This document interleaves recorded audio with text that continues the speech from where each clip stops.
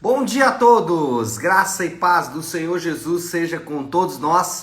Uma ótima segunda-feira para todos. Hoje é dia 31 de outubro de 2022. Seja muito bem-vindo ao nosso devocional de hoje. Hoje nós estamos muito felizes porque comemoramos mais um ano, ou comemoramos os 505 anos da Reforma Protestante. A Reforma Protestante é uma belíssima oportunidade para nós, como cristãos, relembrarmos dos grandes princípios de Deus que foram restabelecidos, ou eu gosto muito de usar a expressão, foram polidos, né? Estavam ali meio obscurecidos por tudo que havia acontecido durante um período da igreja, e aí naquele momento Deus então faz um avivamento no meio do seu povo, e a reforma protestante então acontece com a abrangência que nós sabemos. Então por isso, hoje é um dia muito importante para nós, para aqueles que são o povo de Deus e para aqueles que celebram a graça de Deus em Jesus Cristo através ou revelada nas Escrituras. Bom, já que estamos falando de reforma protestante, nada melhor do que falar aqui da nossa maratona de leitura bíblica, uma vez que o sola escritura, ou o fato de que agora os crentes têm em suas mãos a Bíblia na língua, né, no vernáculo popular, foi uma das contribuições da Reforma Protestante. Então vamos aproveitar e vamos ler bastante, meditar e aplicar a palavra de Deus em nossas próprias vidas. E nessa segunda-feira, dando sequência à maratona de leitura bíblica, vamos de 1 Crônicas 16 e 17, e também com o Salmo 142. Eu quero ler um texto para vocês, destacado aqui em 1 Crônicas 17, a partir do verso 4. 1 Crônicas 17, verso 4 diz assim: Vá dizer ao meu servo Davi que assim diz o Senhor: não é você que vai construir uma casa para eu morar. Não tenho morado em nenhuma casa desde o dia em que tirei Israel do Egito, mas fui de uma tenda para outra e de um tabernáculo para o outro, por onde tenho acompanhado todo Israel. Alguma vez perguntei a algum líder deles que mandei pastorear o meu povo: por que você não construiu um templo de cedro?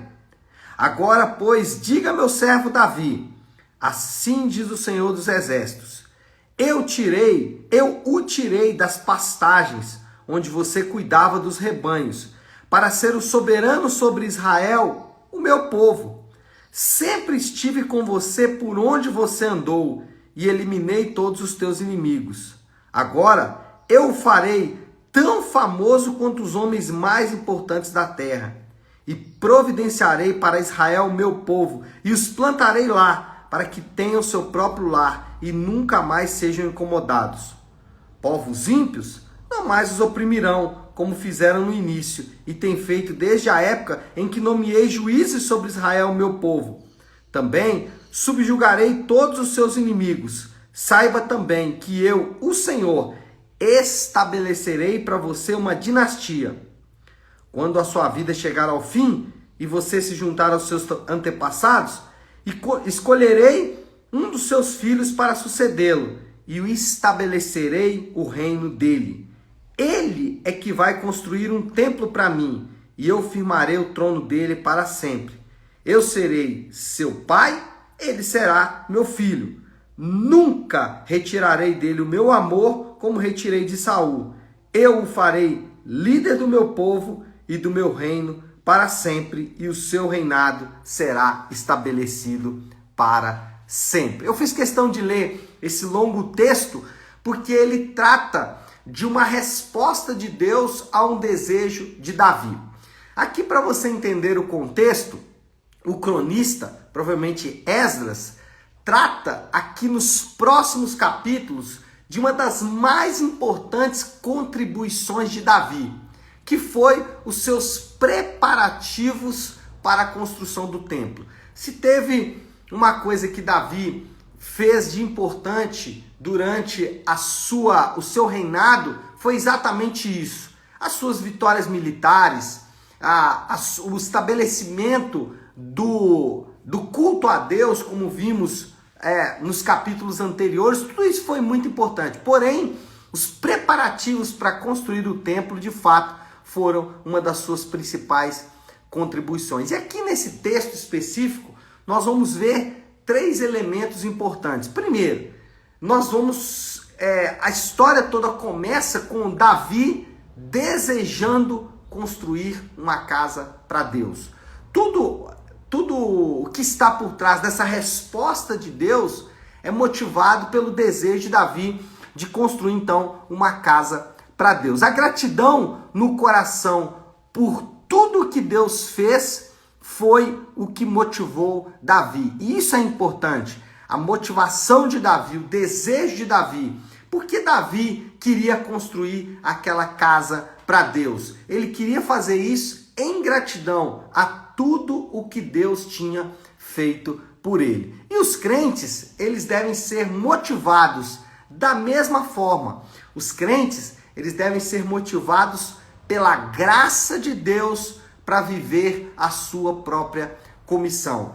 Davi foi comissionado por Deus, mas a comissão de Deus na vida de Davi começa com o coração grato de Davi. Davi olhou para tudo que Deus tinha feito por ele e falou: graças a Deus pela grande salvação. Naquele caso, uma salvação militar. É claro que nós sabemos que estava envolvido também a salvação da alma de Davi. Porém, Davi, olhando para isso e com o coração grato, ele resolveu então construir uma casa para Deus. Tudo que o crente for fazer, todos os propósitos e desejos que o crente for viver, ele deve viver também pensando ou motivado por esta graça.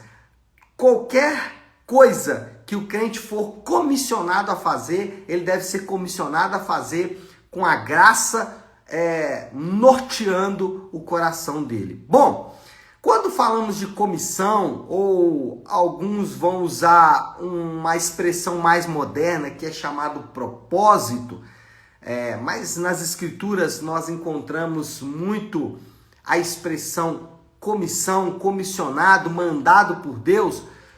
Sobre comissão ou propósito, enfim, o nome que a gente vai dar para isso aí não tem tanta importância, mas em relação a essa comissão, e eu vou usar essa expressão porque a Bíblia a usa com mais frequência, quando falamos sobre comissão, nós precisamos entender 3 coisinhas básicas. Primeiro, não precisamos gastar tempo tentando descobrir a nossa comissão.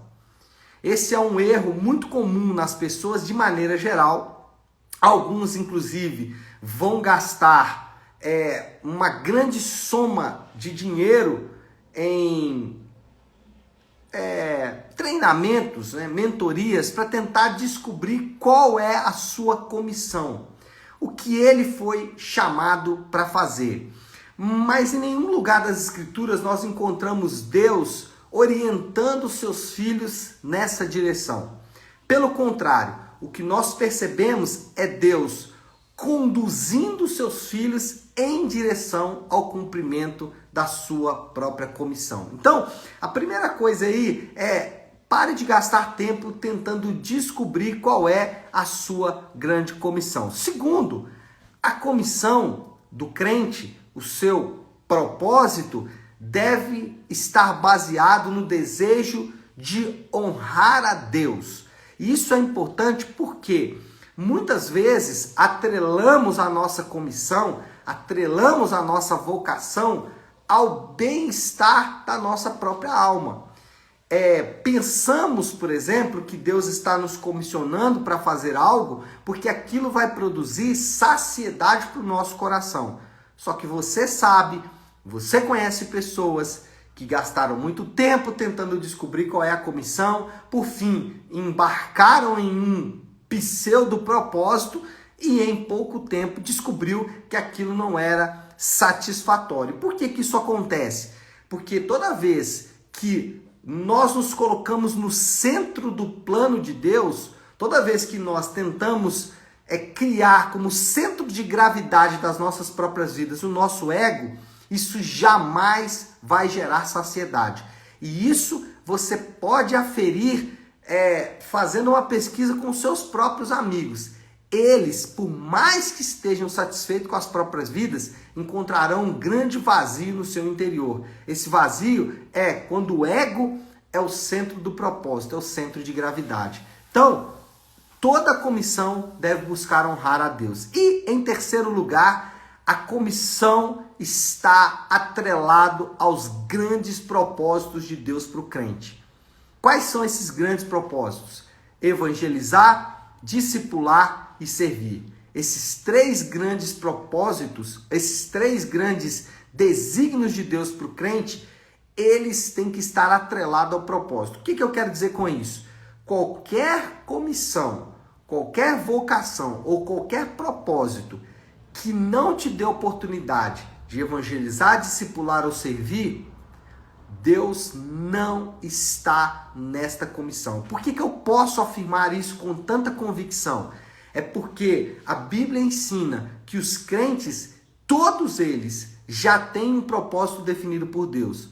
Discipular, evangelizar e servir. Como Deus poderia dar um propósito para todo crente que está atrelado a essas três coisas e ao mesmo tempo tirar ele dessas três coisas? Não faz sentido. Então, por isso, qualquer comissão, qualquer vocação, qualquer propósito que não tenha como centro a evangelização, o discipulado e o serviço, Deus não está envolvido nessas coisas. Bom, Davi desejou construir uma casa para Deus. Só que a resposta de Deus para Davi foi que Deus é que construiria uma casa para Davi. Em resposta ao desejo de Davi de construir uma casa para Deus, Deus argumenta que ele sim, Deus, é que construiria uma casa ou uma dinastia para Davi. E é exatamente o que a gente vai ver acontecer no restante das Escrituras. Nós sabemos que Jesus é o filho de Davi. E essa expressão filho de Davi é para comprovar que a promessa de Deus dada para Davi cumpre-se plenamente em Jesus. Mas isso não significa que ela deixou de se cumprir ao longo do tempo. Não. Ao longo da história, nós vamos perceber Deus cumprindo essa promessa. Em Judá, nunca faltou um descendente de Davi. Nunca faltou um que fosse filho de Davi. Sempre alguém da linhagem de Davi assumiu o trono do sul. Trono do norte, não. Israel, né, o reino do norte, não. Mas o reino do sul, Judá, sempre foi governado por um filho de Davi. E aí nós podemos aprender duas grandes coisas aqui quando falamos desta palavra. Primeiro é que a promessa de Deus foi cumprida. E não é uma promessa subjetiva, é uma promessa objetiva de Deus. As promessas subjetivas, criadas no nosso coração, elas podem ser de Deus ou não. E aí nós temos que deixar ela literalmente sob júdice. Se acontecer, provavelmente Deus estava nisso. Se não acontecer, de fato o nosso coração criou uma promessa. Agora, as promessas descritas na Bíblia, essas promessas nós podemos descansar. Por quê? Porque elas sempre se cumprirão. Então, duas verdades aqui. Primeiro, a promessa de Deus foi cumprida, e isso é maravilhoso. E segundo, podemos descansar em Deus. E por que podemos descansar em Deus? Nós podemos descansar em Deus porque sempre Ele está cumprindo as suas promessas. E Ele não deixará de fazer isso. Por isso podemos descansar em Deus. Não descansar porque alguém foi eleito ou não, né? Já que tivemos eleição ontem no nosso país. Não vamos descansar por causa disso, né? Nem vamos descansar porque fizemos a nossa parte. Não, vamos descansar simplesmente porque Deus é um Deus fiel às suas promessas. E Ele tem promessas para o seu povo, promessas objetivas. Talvez você pode dizer, pastor, qual promessa objetiva Deus tem para o seu povo? Ele disse que o seu povo aguarda um rei justo e que governará para todo sempre. Nesse meio tempo, ele diz, nós devemos honrar as autoridades e orar por elas, Porque elas estão ali para premiar os bons e punir os maus. Mas, pastor, eles não são tão bons assim. É verdade. E isso é maravilhoso, porque a nossa confiança continuará sempre sendo o Senhor. E em terceiro lugar, um desdobramento da promessa de Deus. Então, veja a progressão aqui do raciocínio do cronista. Davi deseja construir uma casa para Deus. Deus diz: Davi, você não vai construir uma casa para mim, mas eu vou construir uma casa para você. E por fim, Deus diz: o filho de Davi construiria então uma casa para Deus. Deus finalmente ali no texto revela o plano redentivo dele para Davi, e nós sabemos que no final a promessa de Deus cumpriu-se em Jesus. Então, qual é a moral da história? Qual é a conclusão final que nós podemos chegar depois de tudo isso? Bom, a moral da história é: as promessas feitas a Davi foram plenamente cumpridas em Jesus. O povo de Deus é a casa construída pelo filho de Davi. E aqui está um grande conforto para mim e para você. Jesus, ele é o cumprimento da promessa de Deus dada a Davi. E nós, o povo de Deus, nós somos a casa que o filho de Davi construiu para Deus. Então nós podemos glorificar a Deus por isso, porque nós de fato somos o cumprimento da promessa de Deus dada a Davi muitos anos atrás. E como casa de Deus, o povo de Deus vai continuar sendo preservado. E aí eu volto lá no início do nosso devocional, quando falamos da reforma protestante.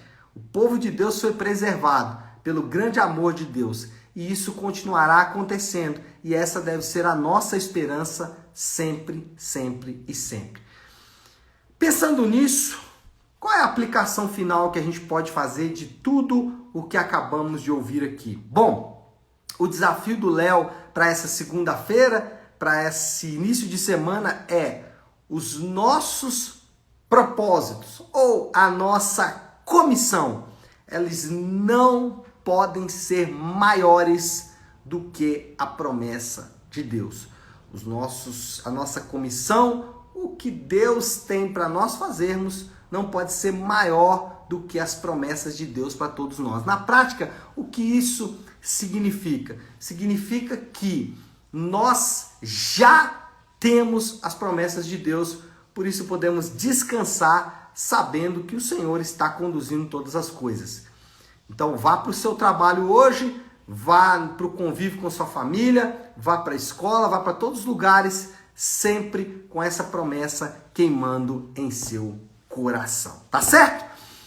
Vamos orar? Vamos colocar tudo isso aí que falamos diante de Deus, e como eu gosto de fazer sempre às segundas e sextas-feiras também, eu gosto de começar a semana de devocional com a oração que o Senhor nos ensinou, com a oração do Pai Nosso. Então, se você puder agora, pare um instante o que você está fazendo e vamos juntos buscar a Deus em oração, orando a oração que Ele nos ensinou, a oração do Pai Nosso.